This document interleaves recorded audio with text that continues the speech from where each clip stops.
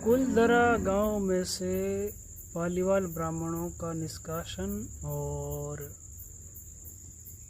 जैसलमेर राज्य की दुर्दशा दोनों एक दूसरे की कहानी कहते हैं। रावल मूल राज जिन्होंने 50 वर्ष तक शासन किया, वो स्वरूप सिंह दीवान थे।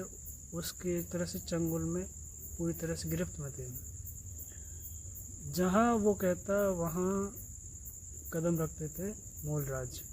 मूलराज की शक्ति कहें या मूलराज का अत्याचार, उससे तंग आकर सामंत और राजकुमार उससे सब त्रस्त थे।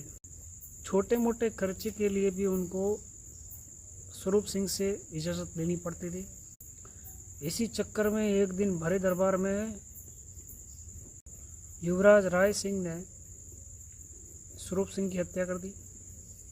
स्वरूप सिंह के बाद उसका पुत्र सालम सिंह 11 वर्ष की आयु में दीवान बना।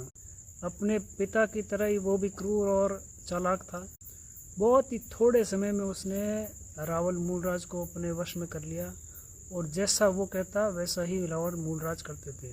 अपने षड्यंत्रों से उसने रावल मूलराज के बेटे, जिसने स्वरूप सिंह की हत्या करवाई थी, राय सिंह, उसकी पत्नी और उसके दोनों बेटे, उनकी हत्या करवाई। और जिस युवराज को वो चाहता था, मतलब मूलराज के पोते का बेटा, मतलब पड़पोते को जो वो चाहता था, उसको उसने राजा बनवाया। सालम सिंह जाति से बनिया था।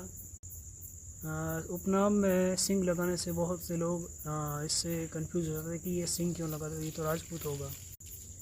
गलती रावल मूलराज की भी थी, जिन्होंने 50 वर्ष तक शासन किया, लेकिन उस स्वरूप सिंह और सालम सिंह दोनों को वश में नहीं कर पाए, खुद उसके वश में रहे। राजा को हमेशा किसी भी मंत्री या दीवान से ऊपर ही होना चाहिए। मूलराज के बाद गज सिंह जब महारावल बने तो उन्होंने कुछ ही वर्षों बाद सालम सिंह की हत्या करवा दी और उसके अत्याचारों से त्रस्त होकर जैसलमेर छोड़कर गए किसानों और व्यापारियों को वापस बसाया और जैसलमेर को अपने अंतिम समय तक वापस उसी वैभव को लौटाया। कुलधरा आज भी साक्षी है सालम सिंह के अत्याचार और महारावल मूलराज की अक्षमता का, जो ये बताती है कि शासक को अपनी जनता के हित को सर्वोपरि रखना चाहिए।